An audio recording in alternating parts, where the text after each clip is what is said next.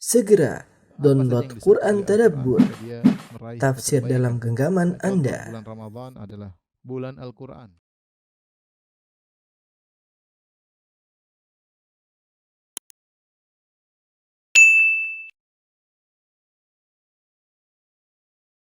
Bismillahirrahmanirrahim. Assalamualaikum warahmatullahi wabarakatuh. Alhamdulillahi ala ihsani wa syukru lahu ala taufiqihi wa amtinani. Wa asyhadu an la ilaha illallah wahdahu la syarika lahu ta'ziman li sya'ni wa asyhadu anna Muhammadan abduhu wa rasuluhu da'ila ridwani. Allahumma salli alaihi wa ala alihi wa ashabihi wa ikhwani. Ikhwan dan akhwat yang rahmatillah subhanahu wa ta'ala, Bapak Ibu yang rahmatillah subhanahu wa ta'ala, kita melanjutkan bahasan kita dari kitab Fadlul Islam karya Syekh Muhammad bin Abdul Wahhab rahimahullahu ta'ala. Kita sampai pada bab berikutnya. Pada bab yang lalu kita membahas tentang bahwasanya bid'ah lebih buruk daripada dosa. Dan pada kesempatan kali ini adalah kelanjutan dari bab tersebut sebagai penguat dari bab sebelumnya, yaitu bab ma jaa annallaha ihtajaza taubah. Ma jaa annallaha ihtajaza, ya. At-taubah an sahibil bid'ah.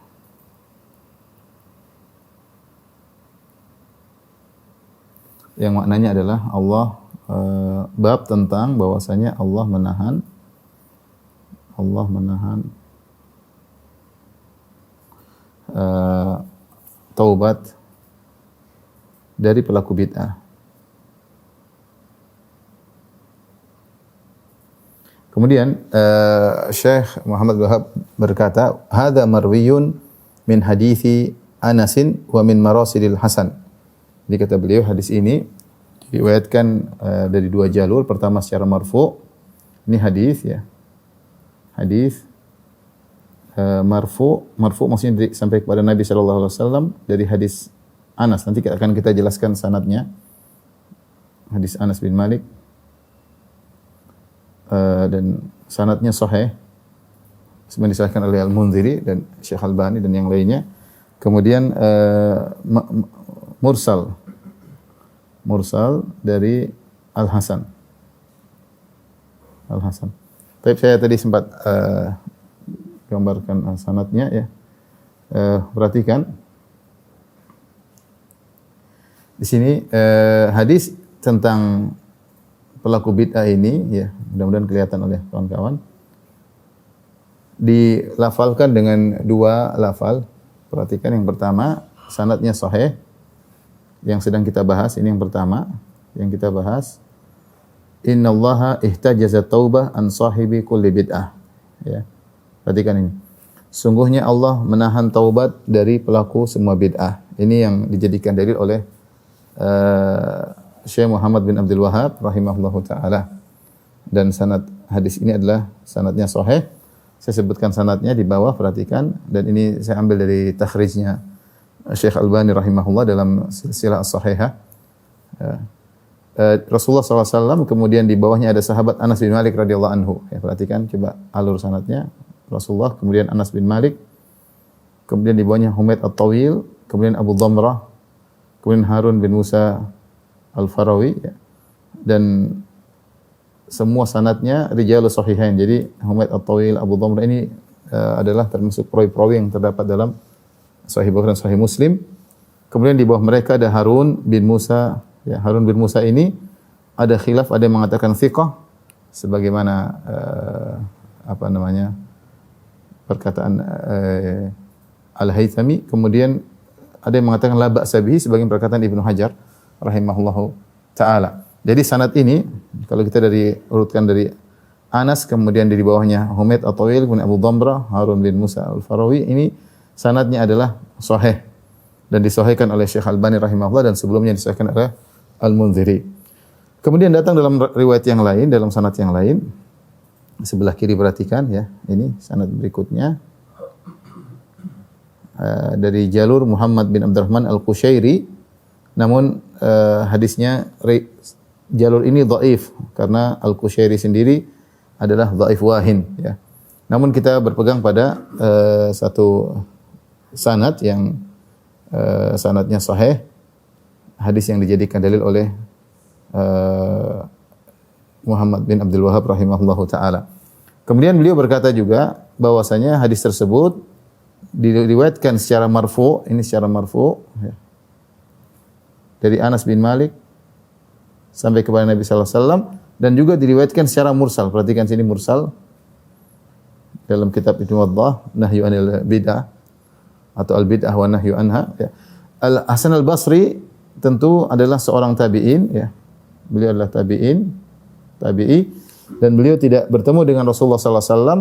Ternyata beliau meriwayatkan langsung dari Rasulullah sallallahu alaihi wasallam, maka sanadnya disebut dengan sanad yang mursal. Dan sanad mursal berarti dhaif ya. Sanad mursal dhaif. Akan tetapi Syekh Muhammad bin Wahab rahimahullah mungkin menyebutkan sanad mursal ini dalam rangka menguatkan hadis Anas bin Malik. Artinya hadis ini datang dalam riwayat yang marfu dari Anas bin Malik dari Nabi sallallahu alaihi wasallam, marfu masih sampai kepada Nabi sallallahu alaihi wasallam, dan sanadnya muttasil bersambung, dan datang juga dalam riwayat yang mursal tabi'i dari Hasan al-Basri langsung kepada Nabi sallallahu alaihi wasallam, meskipun mursal tersebut dhaif tapi menguatkan. Nah, lafal ini lafal yang sahih. Perhatikan, innallaha ihtajaza taubah an sahibi kulli bid'ah. Sungguhnya Allah menahan taubat dari pelaku semua bid'ah. Nah, ada riwayat yang lain yang dhaif, semakna tapi ada beda konten ya. Di antaranya riwayat ini dari sahabat Ibnu Abbas radhiyallahu anhu, tapi riwayatnya lemah karena sanadnya banyak majhulnya ya. Banyak majahil, yaitu rawi-rawinya tidak diketahui biografinya. Karena rawinya tidak diketahui biografinya, maka dianggap sanadnya dhaif. Datang dalam riwayat, aballahu an yaqbala amala sahibi bid'atin hatta yada'a bid'atahu. Allah enggan untuk menerima amalan pelaku bid'ah sampai dia meninggalkan bid'ahnya. Jadi kalau dia melakukan bid'ah, dia punya ibadah-ibadah yang lain semuanya ditolak. Semua ditolak sampai dia meninggalkan bid'ahnya tersebut. Ini hadis ancaman berat terhadap pelaku bid'ah, tapi sanadnya lemah. Dalam riwayat yang lain, la yaqbalullah li sahibi bid'atin sauman wala salatan wala shadaqatan wala hajjan wala umrah wala jihadan. Sungguhnya Allah Subhanahu wa taala tidak menerima dari pelaku bid'ah ibadahnya. Apakah puasanya Allah tidak terima? Kalau dia puasa tidak terima, kalau dia salat tidak diterima, kalau sedekah tidak diterima, kalau berhaji tidak diterima, kalau umrah tidak diterima, kalau berjihad tidak diterima. Namun sekali lagi riwayat ini dhaif ya. Dhaif karena perawinya majhul, tidak dikenal. Majhul maksudnya tidak diketahui biografinya, Ya, yang jadi patokan kita adalah hadis yang ini, ya. Hadis ini karena ini yang dijadikan dalil oleh Syekh Muhammad bin Wahab rahimahullahu taala dalam pembahasan kita bahwasanya Allah Subhanahu wa taala menahan taubat dari pelaku bid'ah. Taib ikhwan dan akhwat yang dirahmati Allah Subhanahu wa taala. Win mungkin di apa? Di foto ya. Sudah. Taib kita lanjutkan pembahasan tentang hadis ini. Apa maknanya? Bab ma ja'ana anallaha ihtajaza taubah an sahibil bid'ah. Sungguhnya Allah Subhanahu wa taala menahan taubat dari pelaku bid'ah. Apa maksud dari menahan taubat? Menahan taubat ini maksudnya apa? Maksudnya adalah Allah tidak memberi taufik kepadanya untuk bertaubat. Gitu. Tidak memberi taufik kepadanya, hidayah kepadanya untuk bertobat.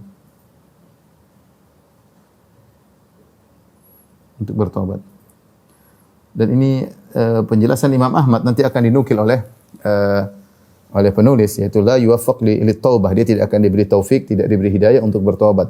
Karena kita tahu siapapun melakukan maksiat kalau bertobat pasti diterima. Ya, pelaku bid'ah kalau bertobat diterima enggak tobatnya? Tentu diterima.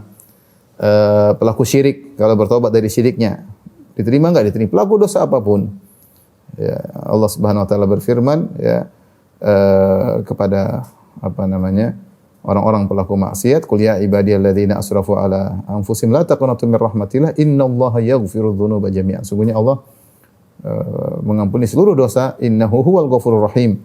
Sungguhnya Allah Maha Pengampun lagi Maha Penyayang.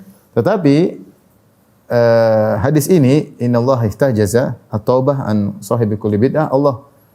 Rasulullah SAW bersabda, sungguhnya Allah Subhanahu wa taala menahan taubat dari pelaku bid'ah. Kenapa? Karena pelaku bid'ah itu susah untuk bertobat. Susah untuk bertobat. Kenapa demikian? Karena pelaku bid'ah susah untuk bertobat.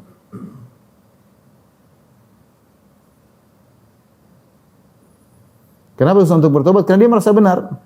Dia merasa benar. Kalau pelaku maksiat, ya, dia melakukan maksiat, maka dia merasa bersalah dan dia menyesal. Ya. Karena kita tahu syarat tobat adalah menyesal. Siapa tidak menyesali dosanya, maka tidak dikatakan dia bertobat.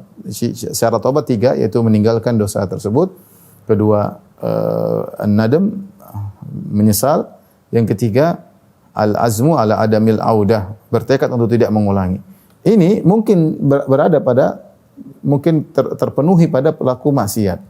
Pelaku maksiat betapa sering mereka tahu mereka salah. Mereka tahu mereka salah sehingga mereka menyesal, ya. Ya. Mereka menyesal dan mereka meninggalkan dan mereka bertekad untuk tidak kembali lagi, meskipun mungkin mereka terjerumus lagi suatu saat karena didominasi oleh syahwatnya. Tapi pelaku bid'ah, bagaimana dia mau bertobat? Bagaimana dia mau menyesal? Karena syarat tobat adalah menyesal.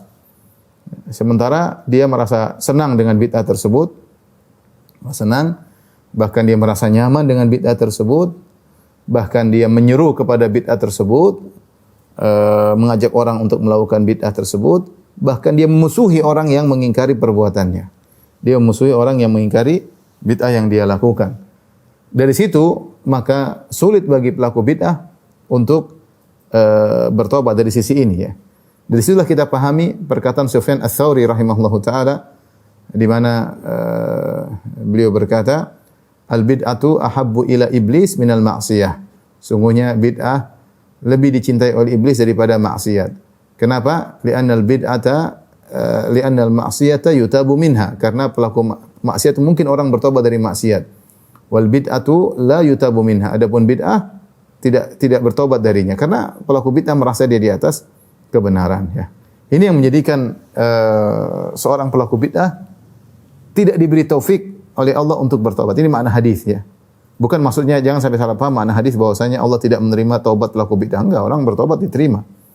Pelaku maksiat, pelaku bid'ah, pelaku syirik, pelaku apapun, kalau dia bertobat diterima oleh Allah. Namun pelaku bid'ah ihtajaza, innallaha ihtajaza taubah. Allah menahan taubatnya, itu Allah tidak memberi taufik kepadanya untuk bertobat karena sulit bagi dia untuk bertobat, ya. Karena dia merasa benar. Karenanya Allah Subhanahu wa taala menyinggung dalam Al-Qur'an ada orang-orang yang susah untuk bertobat. Seperti firman Allah Subhanahu wa taala dalam surat Fatir ayat 8, afaman zuyyina lahu su'u 'amalihi fara'ahu hasana fa innallaha yudhillu may yasha' wa yahdi may yasha'. Kata Allah Subhanahu wa taala, apakah orang yang perbuatan buruknya dihiasi fara'ahu hasana, dia melakukan maksiat tapi dihiasi oleh syaitan sehingga dia merasa itu baik, ya. Dia merasa perbuatannya baik. Orang seperti ini susah untuk fa innallaha yudhillu may yasha' wa yahdi may yasha'. Allah menyesatkan siapa yang Allah kehendaki, Allah memberi petunjuk kepada siapa yang Allah kehendaki. Orang seperti melihat perbuatan buruknya adalah kebaikan, susah untuk bertobat karena dia merasa itu kebaikan. Bagaimana dia bertobat dari kebaikan? Dia merasa itu baik, padahal itu sesat, ya, bid'ah. Kemudian juga seperti dalam firman Allah Subhanahu wa taala, amilatun nasibah tasla naran hamiyah. Allah berfirman dalam surat Al-Ghasyiyah, di akhirat kelak ada amilatun nasibah, ada orang yang beramal ketika dunia dalam kondisi letih, ya, tasla naran hamiyah, namun di akhirat masuk neraka jahanam. Ayat ini dibawakan kepada orang-orang kafir dan juga dipahami oleh sebagian ulama kepada pelaku bid'ah, sebagaimana disebut oleh Ibnu Katsir rahimahullah dalam tafsirnya. Ya, beramal dengan susah payah, namun ternyata tidak diterima, bahkan mereka masuk neraka. Seperti orang Nasara yang mereka waladhdallin, yang mereka sesat, beramal soleh sebanyak-banyaknya, namun tanpa ilmu. Mereka bikin bid'ah namanya bid'ah rahbaniyah, ya, tidak mau menikah, tidak mau berkeluarga. Mereka anggap itu mendekatkan diri mereka kepada Allah Subhanahu wa taala, padahal menjauhkan mereka dari Allah Subhanahu wa taala. Amilatun nasibah, di dunia setengah mati beramal, setengah mati taslah naran hamiyah, ternyata masuk neraka. Ini dibawakan juga kepada makna ahlul bidah, orang-orang khawarij misalnya, yang mereka ibadahnya luar biasa. Tahqiruna salatakum ma'a salatihim. Kata Nabi sallallahu alaihi wasallam, kalian akan meremehkan salat kalian dibandingkan dengan salat mereka. Wasiyamakum ma'a siyam. Kalian akan meremehkan puasa kalian jika dibandingkan puasa mereka, ya. Artinya ibadah mereka luar biasa. Tetapi ternyata mereka masuk neraka. Kata Nabi sallallahu alaihi wasallam, hum kilabu ahlin nar. Mereka adalah atau kilabun nar. Mereka adalah anjing-anjing neraka, ya. Ini ayat di antara yang menunjukkan ada orang-orang yang merasa itu benar padahal itu salah hakikatnya. Seperti dalam surat Al-Kahfi, kata Allah Subhanahu wa taala, "Qul hal nunabbi'ukum bil akhsarina a'mala alladziina dhalla sa'yuhum fil hayatid dunya wa hum yahsabuna annahum yuhsinuna sun'a." Kata Allah Subhanahu wa taala, katakanlah, maukah kami kabarkan kepada kalian tentang orang-orang yang paling merugi? Siapa orang yang paling merugi? Alladzina dhalla sa'yuhum fil hayatid dunya. Yang di dunia mereka sesat, ya. Wa hum yahsabuna annahum yuhsinuna sun'a. Sementara mereka merasa mereka telah melakukan yang terbaik. Inilah kondisi ahlul bidah. Maka sulit bagi mereka untuk bertobat, ya. Karena hal-hal tersebut, ya. Baik. Karena pelaku bidah sulit untuk bertobat. Mereka tidak menyesali, ya. Sementara syarat tobat adalah menyesal. Adalah menyesal. Mereka memandang baik, ya.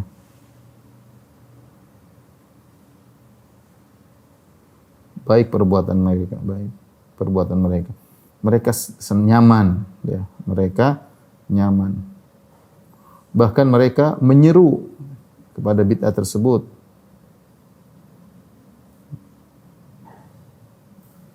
Bahkan memusuhi orang yang mengingkari mereka, memusuhi orang yang mengingkari mereka. Ini bahayanya bid'ah. Bahayanya bid'ah. Susah untuk mau bertobat, susah mendapat taufik untuk bertobat. Sementara demikian kondisi mereka, apalagi mereka merasa nyaman. Taib. Para ulama menyebutkan seperti Syekh Saleh Al-Utsaimin, demikian juga guru kita Syekh Abdul Razak hafizahumullah taala, Allah menahan taubat dari pelaku bid'ah. Pelaku bid'ah yang dimaksud yang mana? Pelaku bid'ah ini maksudnya apa? Pelaku bid'ah ada dua. Ada dua. Ada yang awam, ada yang parah. Pemimpin misalnya. Yang sudah menjalar bid'ah. Menjalar bid'ah dalam tubuhnya.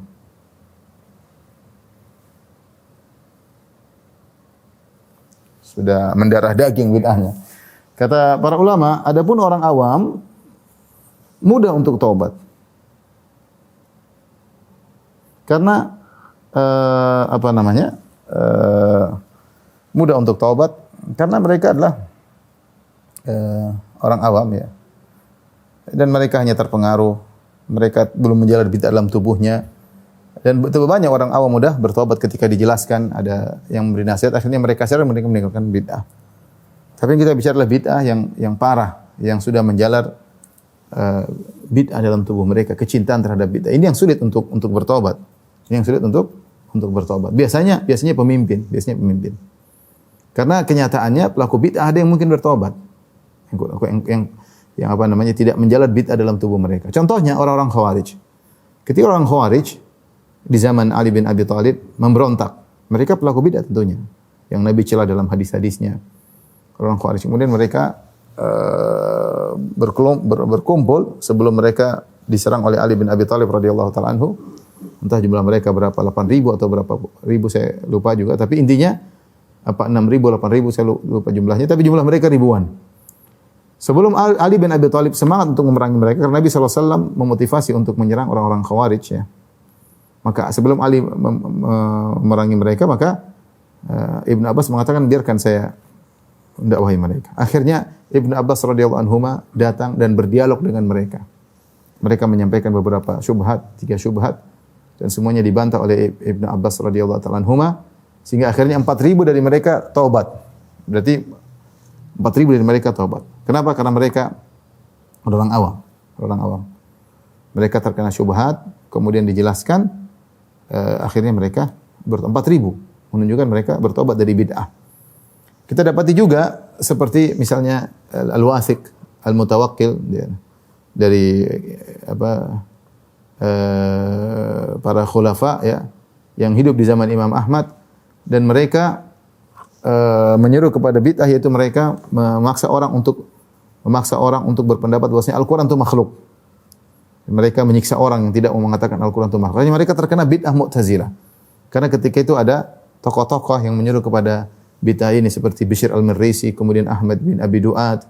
Tokoh-tokoh Mu'tazilah yang beri pengaruh kepada para umara, sehingga akhirnya para umara terpengaruh dan memaksa orang-orang untuk mengatakan Al-Qur'an itu makhluk. Dan akhirnya Imam Ahmad berdebat di depan Al-Wathiq ya, berdebat melawan Ahmad bin Abi Du'ad sampai akhirnya Al-Wathiq sadar ya. Artinya seorang bisa meninggalkan bid'ah tertentu terutama jika bid'ah tersebut belum menjalar ya.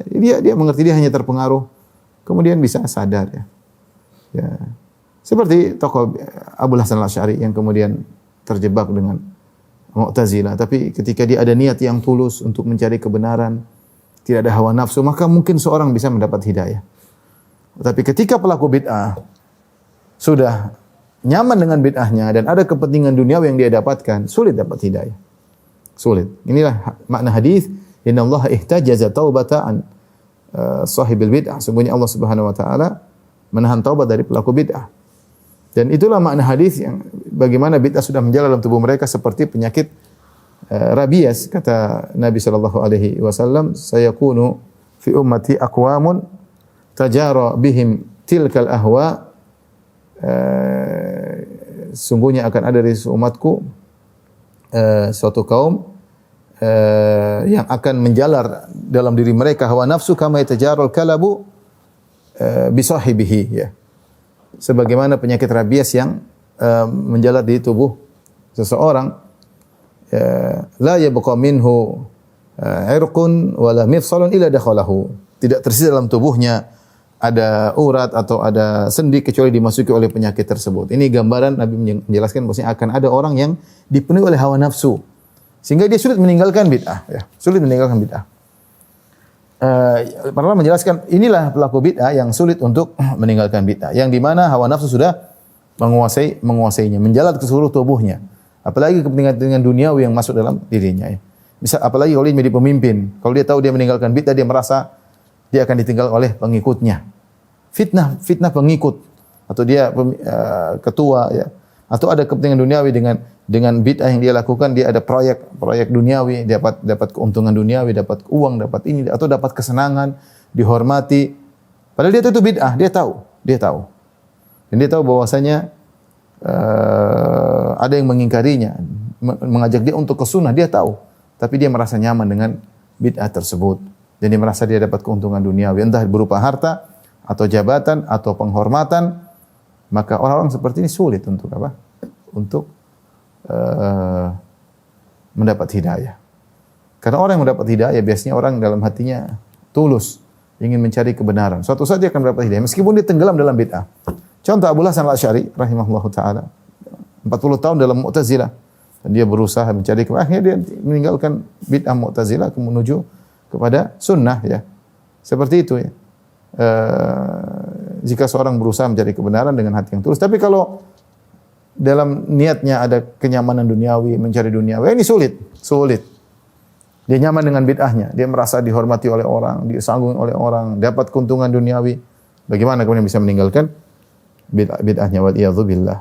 Ya, wal-iyadzu billah. Bahkan dia menyerang sunnah, bahkan dia tidak suka dengan sunnah. Kenapa? Karena sunnah menghalangi dia dari kepentingan duniawinya.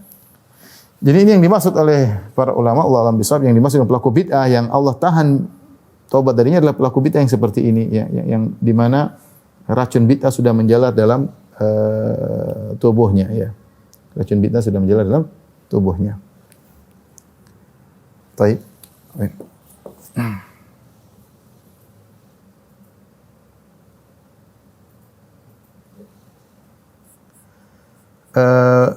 Kemudian kita lanjutkan ya. Syekh Muhammad bin Wahab rahimahullah taala berkata, "Wa dzakara Ibnu Waddah an Ayyub." Ibnu Waddah menyebutkan dalam bukunya ya. Dari Ayyub As-Sikhtiyani ya. Qala Ayyub As-Sikhtiyani berkata, "Kana indana rajulun yara ra'yan fatarakahu." Ada di sisi kami seorang lelaki, dia punya pendapat, punya pemikiran bid'ah. Bisa jadi maksudnya adalah pemikiran Khawarij. Kemudian orang ini akhirnya meninggalkan pemikiran bid'ahnya tersebut. Ayyub As-Sikhtiyani senang orang ini meninggalkan pemikiran bid'ahnya. Fa ataitu Muhammad bin Sirin, maka aku pun mendatangi Muhammad bin Sirin. Muhammad bin Sirin seorang tabi'in. Seorang tabi'in. Fakultu, aku berkata kepada Muhammad bin Sirin, "Asy'arta anna fulanan taraka ra'yahu?" Apakah telah sampai kabar kepadamu bahwasanya si fulan telah meninggalkan bid'ahnya, pemikiran bid'ahnya? Apa kata Muhammad bin Sirin? Ayyub As-Sikhtiyani menyampaikan kabar gembira. Apakah kau telah sampai kabar kepada bahwa si fulan telah meninggalkan pemikiran bid'ahnya? Qala, maka Ibnu Sirin berkata, "Unzur ila madza yatahawwalu." Lihatlah dia meninggalkan bid'ahnya kepada bid'ah yang mana?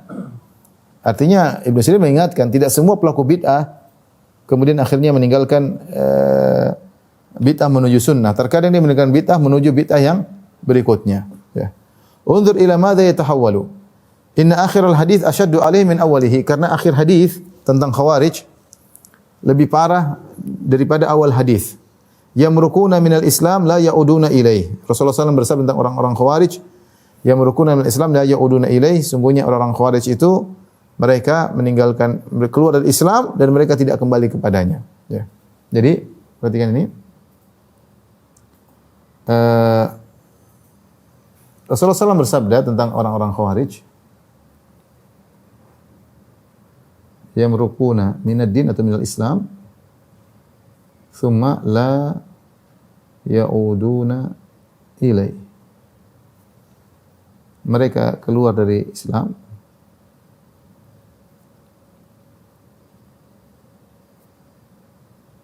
dari agama,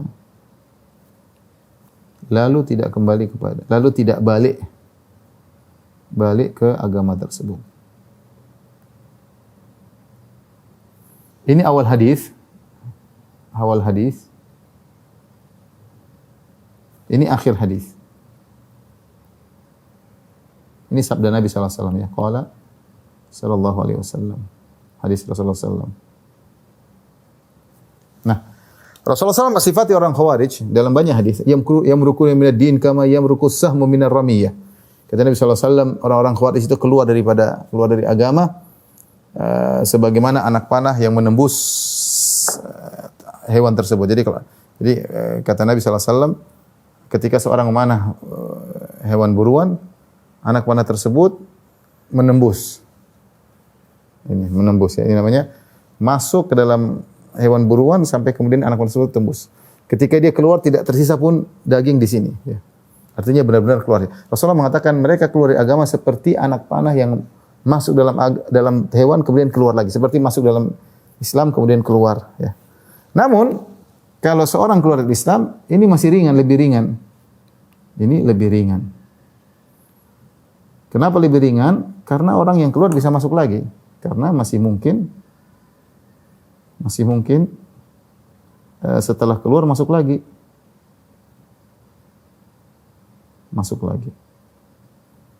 Dengan bertobat.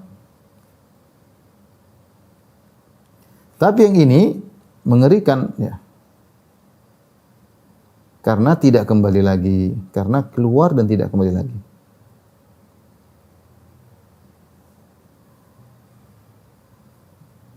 Ini tentu kita bawakan kepada orang yang bid'ahnya parah. Ini istimbat atau pengambilan hukum dari Muhammad bin Sirin, seorang tabi'in yang sering meriwayatkan dari Abu Hurairah radhiyallahu anhu, bahwasanya orang yang Khawarij, terutama orang Khawarij, dia berbicara tentang orang Khawarij. Dia ada orang Khawarij taubat di zaman Muhammad bin Sirin. Maka Ayyub As-Sikhtiyani senang lihat Muhammad bin Sirin ini orang Khawarij, dia punya pendapat taubat. Kata Ibnu Sirin yang dulu senang, lihat dulu dia berpindah kepada bid'ah yang mana.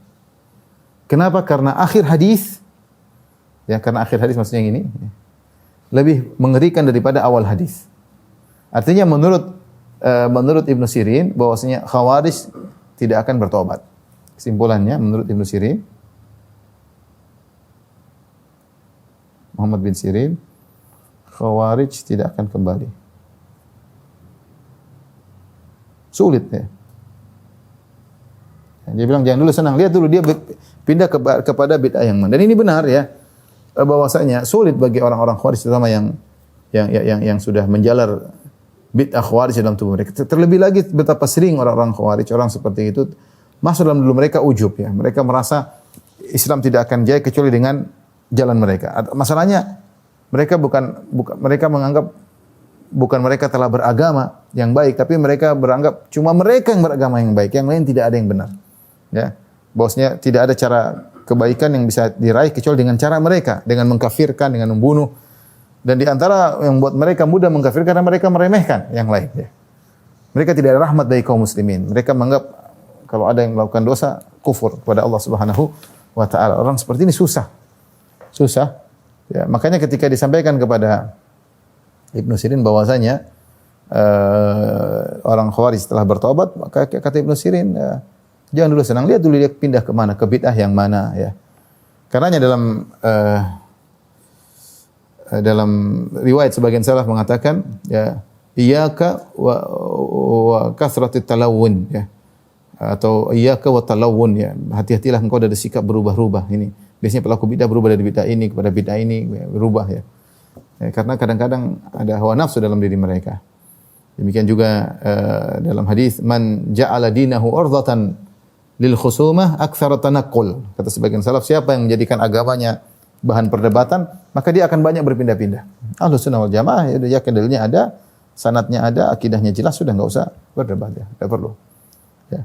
Nah, jadi pelaku bid'ah terkadang berpindah satu bid'ah kepada bid'ah yang lain karena sudah terlanjur menjalar bid'ah dalam diri mereka sehingga mereka tidak bertobat. Hanya berpindah satu bid'ah kepada bid'ah yang ini perkara yang mengerikan ya, yang dialami oleh sebagian ahlul bid'ah. Tentunya kita katakan tidak semua ahlul bid'ah. Pelaku bid'ah yang dimaksud adalah pelaku bid'ah yang seperti Khawarij yang kemudian benar-benar tenggelam dalam bid'ahnya sudah menjalar dalam tubuhnya, maka sulit untuk bertobat ya. Dan kita katakan orang kalau ingin bertobat ya, dia harus bersihkan hatinya, niat mencari kebenaran ya. Tapi kalau dia tidak niat mencari kebenaran susah ya. Bahkan rusaknya hati itu penyebab sebagai su'ul khatimah. Sebenarnya dalam hadis Rasulullah SAW bersabda, "Inna ahadakum la ya'malu bi amali ahli jannah fima yabdu lin-nas." Ya. Wa huwa min ahli nar. Kata Nabi SAW, sungguh salah seorang dari kalian melakukan perbuatan-perbuatan kebaikan, perbuatan orang saleh, beramal saleh menurut pandangan manusia. Apa yang dilihat oleh manusia? Sungguh salah seorang dari kalian la ya'malu bi amali ahli jannah. Dia melakukan perbuatan-perbuatan penghuni surga, itu salat, ibadah, sedekah, mungkin haji, umrah, fima yabdul nas, yang itu dilihat oleh manusia. Wa huwa min ahli nar, ternyata dia penghuni neraka jahanam. Sabda Nabi, fima yabdul nas, menurut pandangan manusia menunjukkan hatinya enggak beres. Hatinya enggak beres. Ketika hatinya tidak beres, di ujungnya dia mendapatkan su'ul khatimah. Ya, makanya Ibnu Qayyim menyebutkan dalam kitab Al-Fawaid bahwasanya orang yang tulus, yang di atas sunnah, kemudian hatinya bersih, ikhlas, sulit, insyaallah tidak akan berubah. Ya. Insyaallah tidak akan berubah. Makanya untuk bertobat dari bid'ah, dia harus tulus mencari kebenaran, berdoa kepada Allah. Kalau dia merasa bid'ah yang dia lakukan benar, berdoa kepada Allah, cari kebenaran. Tapi kalau dia merasa nyaman, dia tidak minta petunjuk mencari kebenaran, sulit bagi dia untuk apa? Bertobat. Baik. Kita lanjutkan ya.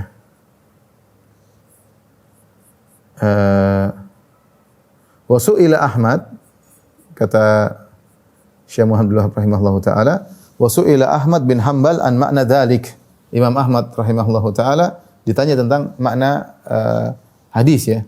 Innallaha ihtajaza at-taubah an sahibil bid'ah. Sungguhnya Allah menahan taubat dari pelaku bid'ah. Maka Imam Ahmad menjelaskan la yuwaffaqu lit-taubah. Ini yang sedang kita jelaskan dari tadi. Kata Imam Ahmad, maksudnya pelaku bid'ah tersebut tidak diberi hidayah oleh Allah, tidak diberi taufik untuk bertobat karena alasan-alasan yang tadi kita sebutkan ya. Taib ikhwan dan akhwat yang rahmati Allah Subhanahu wa taala, di penghujung pembahasan ini saya akan nukilkan beberapa nasihat dari Syekh Abdul Razzaq hafizahullah taala ya. Agar kita tidak terjerumus dalam bid'ah dan kita terhindar dari bid'ah. Karena ini mengerikan, seorang terjerumus dalam bid'ah, dia susah untuk bertobat. Ngeyel biasanya. Sudah dalam bid'ah, sudah tahu salah ngeyel. Kenapa dia merasa nyaman dengan bid'ah tersebut? Apalagi ada kenikmatan duniawi. Ya, oleh karenanya seorang sudah di atas sunnah maka hendaknya dia bersyukur kepada Allah Subhanahu wa taala. Di antara beberapa nasihat beliau, ya.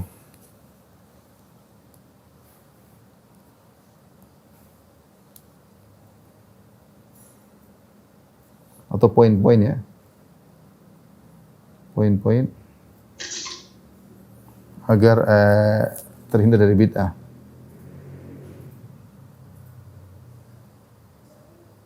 Dari penjelasan Syekh Abdul Razak hafizahullah taala. Di antaranya berdoa kata beliau. Ini yang paling penting ya.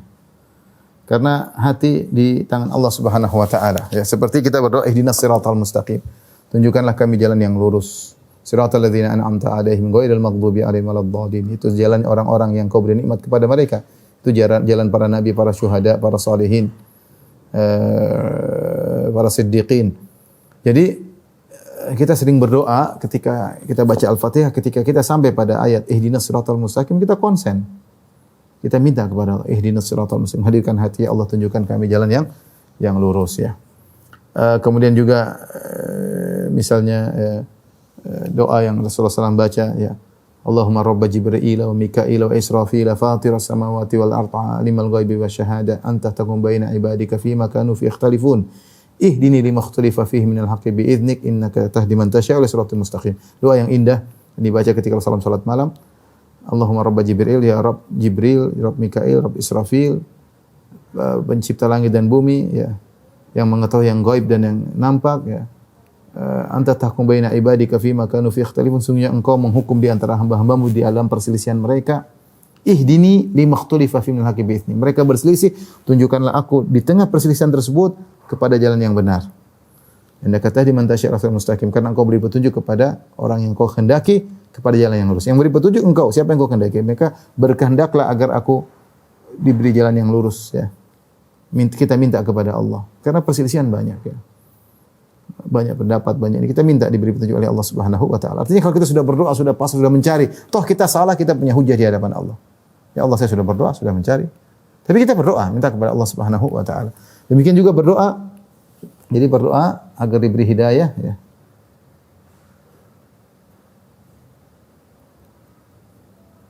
Kemudian agar dihindarkan dari kesesatan.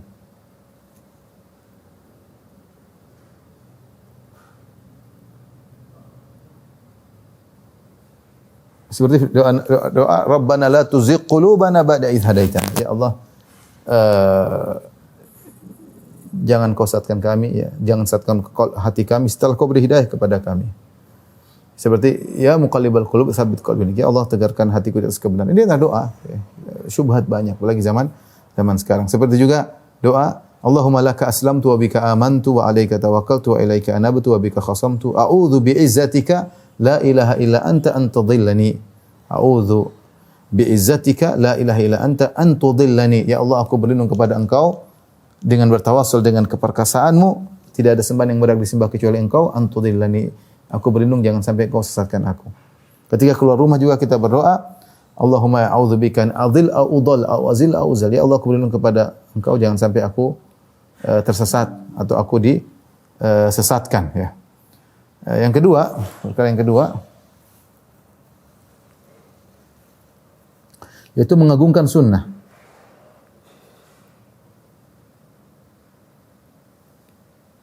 Sunnah Nabi sallallahu alaihi wasallam. Ini perkara yang penting, baru selamat. Karena sunnah lawannya bid'ah. Kapan kita meremehkan sunnah, kita mudah terjerumus dalam bid'ah ya. Ketika dalam permasalahan haji, pernah Umar melarang untuk haji tamattu dan memerintahkan haji ifrad. Ibnu Abbas mengatakan haji tamattu boleh. Maka ada orang berdalil dengan perkataan Umar atau perkataan Abu Bakar. Maka Ibnu Abbas berkata, "Yushiku an tanzila alaikum hijaratun minas sama." Aqulu qala Rasulullah sallallahu alaihi wasallam wa taquluna qala Abu Bakar wa Umar. Kata Ibnu Abbas, aku khawatir hujan batu akan menimpa kalian. Aku bilang Rasulullah bersabda, kalian mengatakan tapi Abu Bakar ngomong begini, tapi Umar ngomong begini. Artinya Ibnu Abbas marah Jangan bandingkan. Kalau sudah ada sunnah Nabi tidak bisa dibandingkan perkataan siapapun. Jangankan perkataan para ulama. Abu Bakar Umar pun tidak bisa membandingi perkataan Nabi SAW. Sampai Ibn Abbas mengatakan, khawatir hujan batu menimpa kalian. Maka Imam Ahmad pernah berkata, ajibtu min qaumin araful isnad. Aku heran dengan suatu kaum yang mereka kenal tentang sanad, mereka tahu mana hadis-hadis Nabi, ya. Kemudian wa yadhhabuna ila ra'i fulan wa fulan. Namun mereka malah milih pendapat si fulan dan si fulan, meninggalkan hadis-hadis Nabi sallallahu alaihi wasallam. Wallahu ta'ala yaqul, sementara Allah berfirman, falyahdharil ladzina yukhalifuna an amrihi an tusibahum fitnatun aw yusibahum adzabun alim. Waspadalah orang-orang yang menyelisihi perintah Nabi sallallahu alaihi wasallam gara-gara sudah tahu sanad, sudah tahu hadis sahih. Kemudian ikut perkataan fulan ini tidak maksum. Ya. Kemudian dia meninggalkan hadis untuk perkataan si fulan, ya. Tidaklah mereka khawatir orang-orang menyelisih perintah Nabi, an tusibahum fitnah, akan terkena fitnah, aw yusibahum adzabun alim, atau ditimpa dengan azab yang pedih. Lihatlah perkataan Imam Malik, Imam Darul Hijrah, Imam kota Madinah. Kullun yu'khadhu min qawli yurad ila sahibah hadzal qabr. Semua orang bisa diambil pendapatnya, bisa ditolak kecuali penghuni kubur ini. Itu Rasulullah sallallahu alaihi wasallam, ya. Maka seorang kalau ingin terhindar dari bid'ah, dia harus mengagungkan sunnah. Dan Imam Malik juga berkata, as-sunnah safinatun Nuh. Man raqibaha naja wa man takhallafa anha ghariq. Kata Imam Malik, sungguhnya sunnah adalah kapal Nabi Nuh. Sunnah Nabi sallallahu alaihi wasallam adalah kapal Nabi Nuh. Siapa yang naik di atas kapal tersebut dia akan selamat, dan siapa yang ketinggalan maka akan tenggelam. Berusaha kita selalu mengikuti sunnah, ya. Ini penting, kenapa? Karena sekarang banyak orang yang anti sunnah.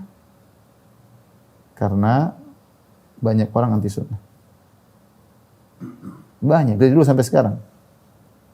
Meremehkan sunnah Nabi sallallahu alaihi wasallam. Nabi cuma banyak. Oh ini hadis ahad, oh ini ditakwil lah, ini macam-macam. Oh ini bertentangan dengan akal, macam-macam. Banyak, ya.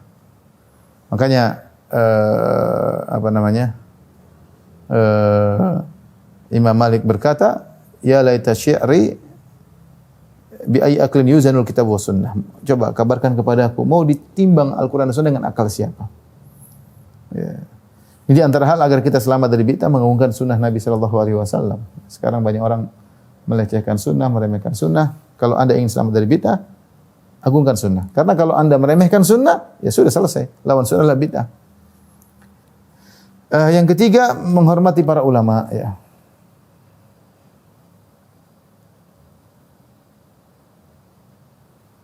Ya. Para ulama, ya, yang menyuruh kepada sunnah,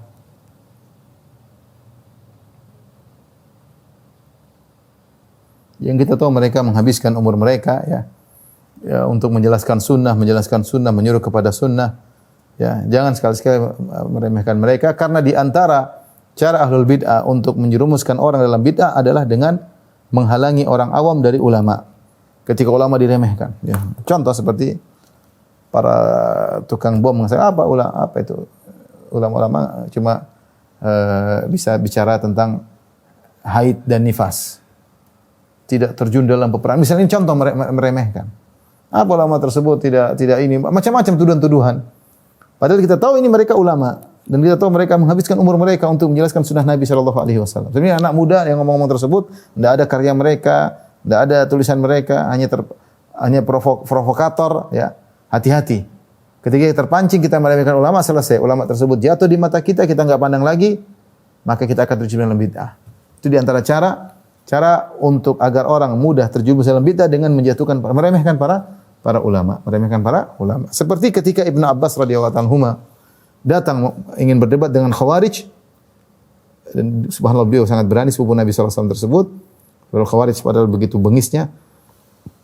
Maka ada sebagian pemimpin Khawarij berkata, hati-hati, innahu min Quraisy. Allah Ta'ala yaqul, ya bal hum qaumun khasimun, ya. Fahdharuhu. Kata seorang Khawarij, pemimpin Khawarij mengatakan, hati-hati, dia orang Quraisy. Padahal Allah pernah berfirman tentang orang-orang Quraisy, padahal tentang orang musyrik, firman Allah. Bal hum qaumun khasimun, mereka adalah kaum yang suka berselisih, suka bertengkar, ya. Suka berdebat, ya. Sehingga orang Khawarij ini mengaplikasikan ayat tentang orang-orang kafir Quraisy kepada Ibnu Abbas karena sama-sama Quraisy. Tujuannya apa? Agar tidak usah dengar perkataan Ibnu Abbas. Ini cara ahlul bidah agar orang tidak mau dengar perkataan ulama. Oleh karena hati-hati kalau ingin selamat dari bidah, menghormati para ulama sunnah yang telah menjelaskan sunnah. Dan alhamdulillah kita tahu tentang kedudukan para ulama sunnah dari dulu sampai sekarang ya. Kita tahu bagaimana kedudukan Imam Bukhari, Imam Syafi'i, Imam Malik, Imam Ahmad. Ketika mereka bicara akidah, yakinlah ini yang benar seperti ini karena mereka yang pakar, mereka yang ahli, para sahabat.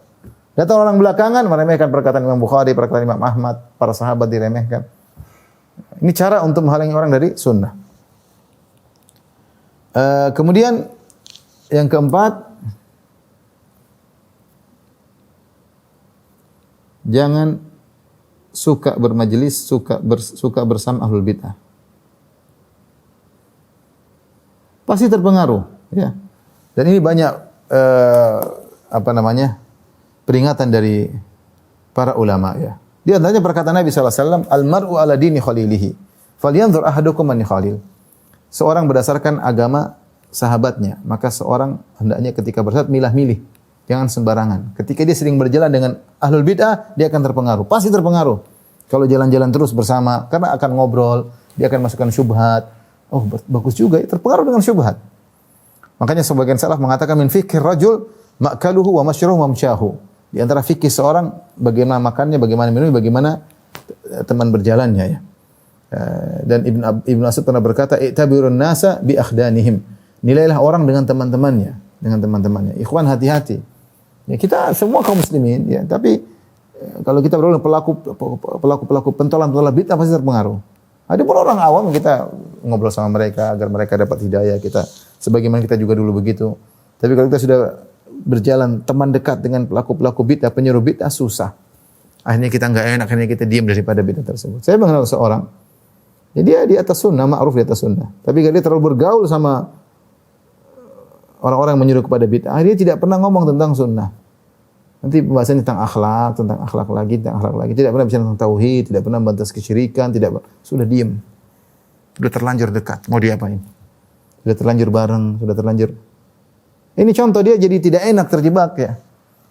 Mungkin entah dia terpengaruh atau tidak, tapi kalaupun dia tidak terpengaruh, dia tidak bisa ngomong.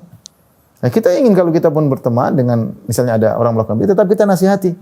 Bukan kita diam tidak bisa ngomong. Karena kita akan diminta pertanggungjawaban oleh Allah Subhanahu wa taala. Oleh karenanya para ulama dahulu mengingatkan al-qulubu dhaifah wasyubhatu khattafah. Sungguhnya kalbu itu lemah dan syubhat menyambar-nyambar. Kita baru bicara belum bid'ah tentang orang bid'ah khawarij bukan remeh, bid'ah filsafat bukan remeh, ya.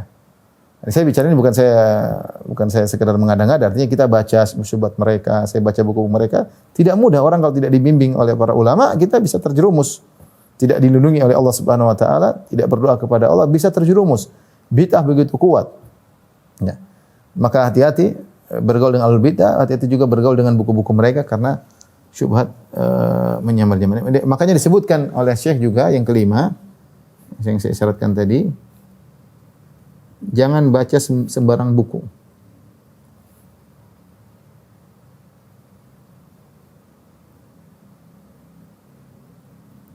Alhamdulillah buku-buku akidah jelas, buku-buku sunnah kita baca, ya.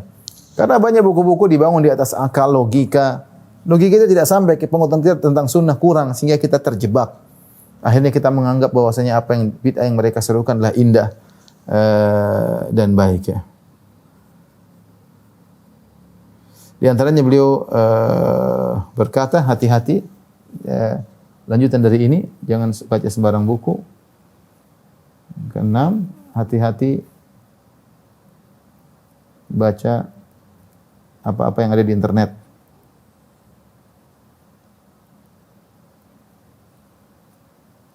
Atau mendengar sembarangan. Tidak boleh. Ya. Kita saja kalau tidak sembarang kita baca, tidak bisa terpengaruh. Tidak sembarang kita dengar. Tidak sembarang dengar. Ya, kita lemah. Ya. Sudah tahu ini sunnah, kalau sudah tahu sunnah, belajar yang sunnah aja. Ya. Jangan, makanya sebagian salaf berkata perkataan yang indah dinukil oleh Syekh Abdul Razak, "In kunta mukhatiran bi syai'in fala tukhatir bi dinik." Kalau kau mau spekulasi dengan sesuatu, maka jangan spekulasi dengan agamamu. Kau boleh spekulasi dengan hartamu. Kau boleh spekulasi, tapi jangan spekulasi dengan agamamu. Agamamu sudah nyaman, tenang, jangan kau coba-coba mendengar bid'ah, membaca bid'ah. Ya, akhirnya kau hatimu berubah, terjerumus dalam bid'ah. Alhamdulillah kita sudah di atas sunnah. Buku-buku jelas, para ulama jelas. Alhamdulillah ya. Kita berharap meninggal di atas sunnah ya.